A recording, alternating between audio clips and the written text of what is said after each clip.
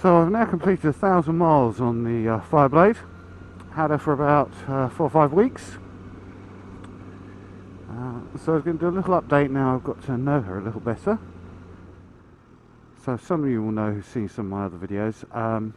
The reason why I bought this bike was A, because it has such a fantastic deal on it, but the main reason was because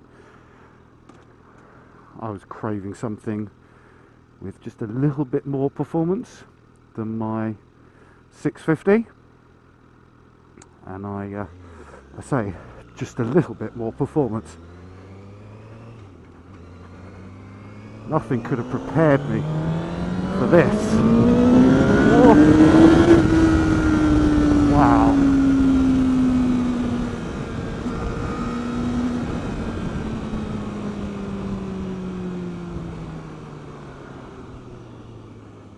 Yeah, so I wanted a little bit more performance and I got that. It's the main reason I bought the bike and the main reason I love it.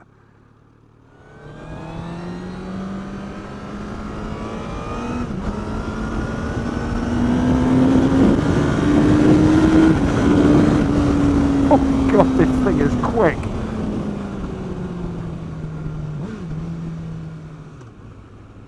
I remember when I first test rode the SP, the performance was like, oh my God, completely caught me out,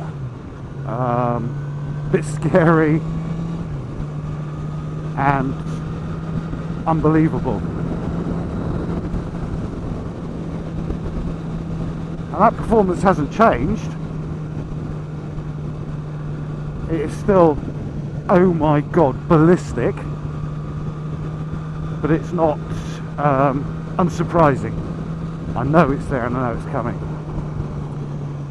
and that's why I bought this bike. And what I do really love about it is the power delivery and the way it comes. Yeah, it is like a typical top end 4-cylinder, about 7,000 RPM. It goes mental and you can feel it.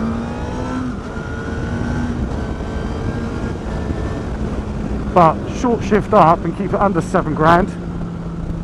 It's a very brisk machine, but it's so progressive. This bike makes you very lazy as well. See that third gear and it just rolls out very nicely.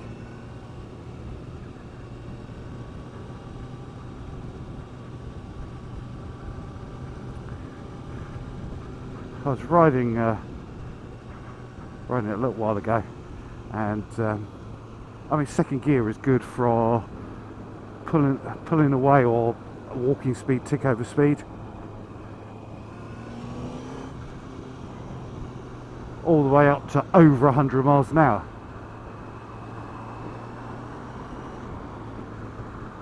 So I love the way the power's delivered and the power delivery of this thing. What do I not like about the bike? Very, very little. The only niggle I have got is, and I mentioned this on the SP test ride video, it doesn't have a fuel gauge, which I find bizarre. So you have to kind of monitor it by how many miles you've done. So I always have my Trip B odometer trip mile reset whenever I fill up with petrol, because obviously when you hit reserve, the A trip comes away, it goes into, tells you how much reserve. So it's always a good way of doing things. And I'm getting about 150 miles out of a tank roughly, which is, yeah, I work on that 150 as a pretty good range guide. Probably squeeze 160 out of it, a bit less if you're really caning it. And the other thing that niggles me and irritates me is once you're down into the reserve and you fill up,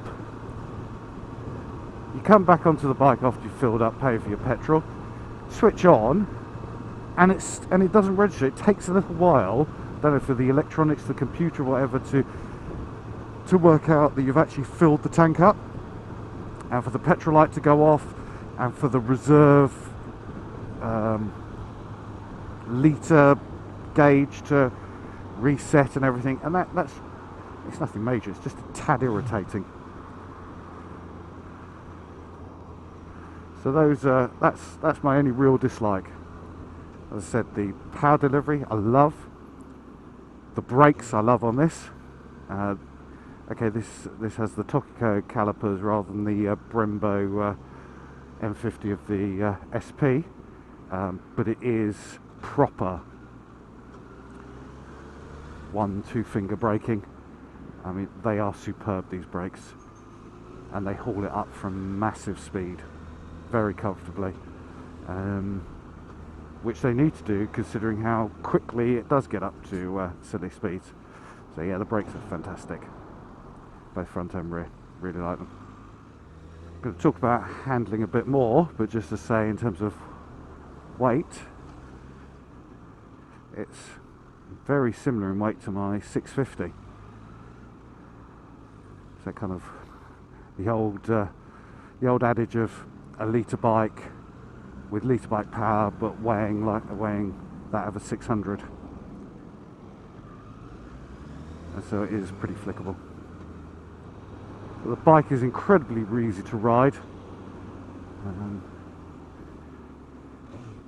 Taken no massive adjustment to get used to it, and I feel really comfortable riding it.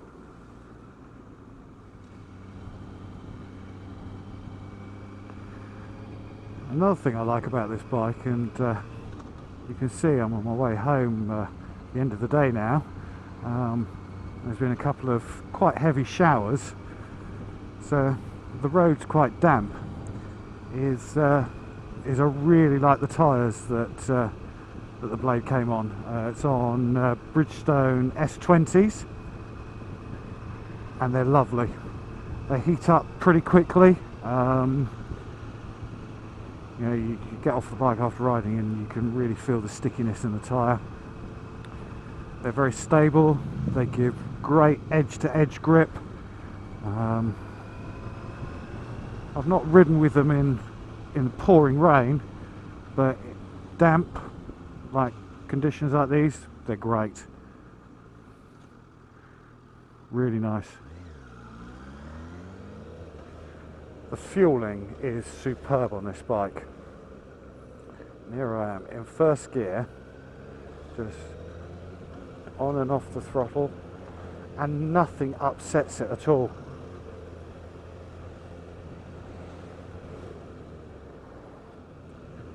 Doesn't matter what revs you're in, what gear, what throttle position you got in, it's just beautiful and smooth. This is no problem filtering with this whatsoever. Slow controls, nice and easy. Considering that this is a litre sports bike, it's incredibly docile when you need it to be.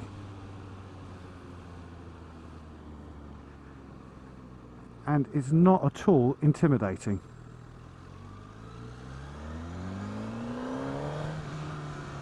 If you were careful with your wrist, I reckon anyone could jump on this and ride this bike pretty easily.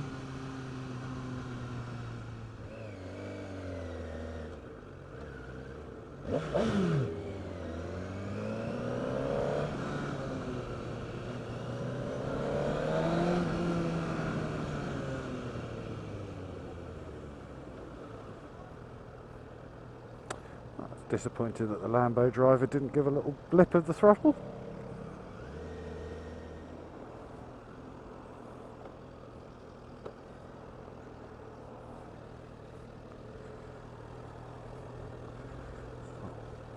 Fold the mirrors in.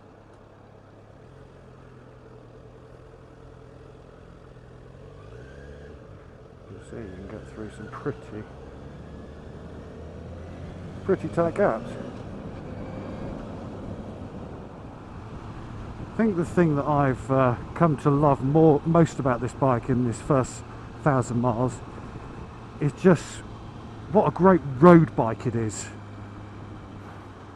Yeah, it's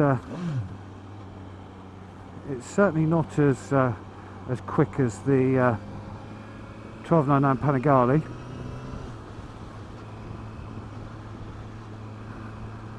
but yeah, this is set up for the road. So this is, I think, the difference being that this is set up for the road, but would do okay on the racetrack, where the Panigale is set up for the racetrack but can ride on the road. The suspension is firm, but it does surprisingly well on British roads. It's remarkably roomy in terms of the riding position. Like I said before, I'm 6'1", about 14-15 stone. Yeah, size 10 or 11 feet. So, and it is remarkably roomy.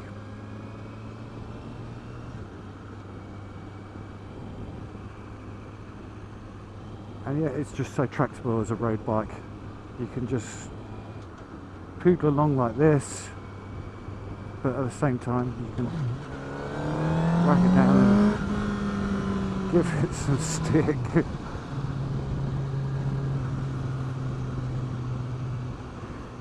It can be whatever you want it to be, and I love that about it. Yeah, it's not one of these bikes that you have to ride at 10/10ths the whole time, or that you've got to be absolutely 100% on your game to ride. Yes, when you're pushing on a little bit, God, you've got to give it all your attention and respect.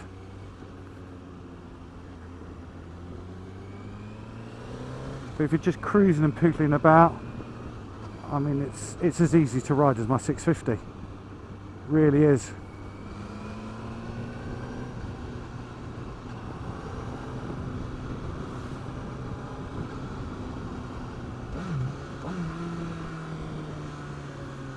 Oh, and that slipper clutch is just lovely.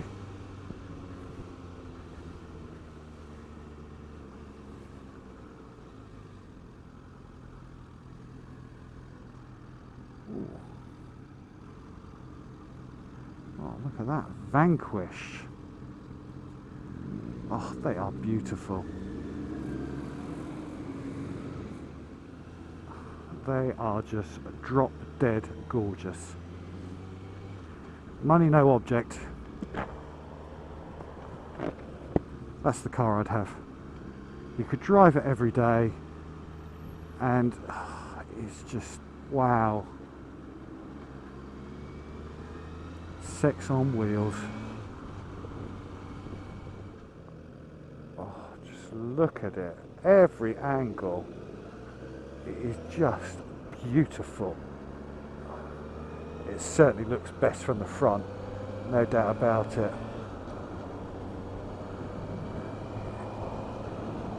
That low front spoil, oh. Just something about Astons. I haven't really talked much about the handling. I don't know what I can say. It handles like a sports bike. Yeah, you know, you sometimes have to move it around a little bit, but it flicks from side to side pretty nicely. It's pretty sharp and tight. Front end feels alive.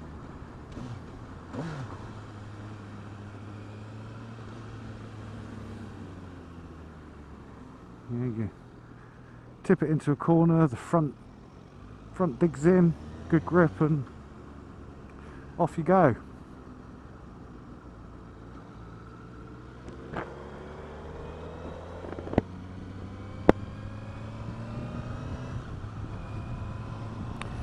Does everything you ask of it handling wise, and I'm certainly not a talented enough rider to get anywhere near the handling limits of this thing.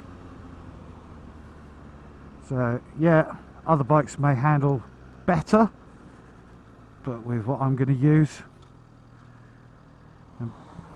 and ride with, this is fine.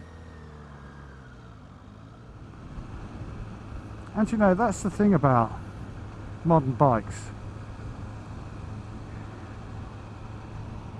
We're talking about fractions in terms of performance, you know, of similar class bikes. We're talking about fractions of it. This is better for this is better for that.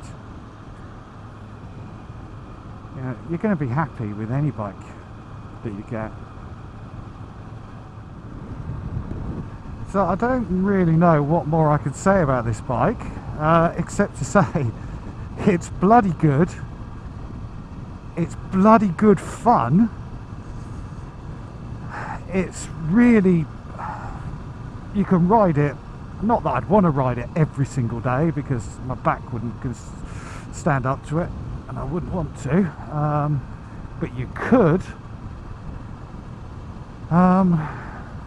and it'll put a massive, huge, big grin on your face every time you ride it.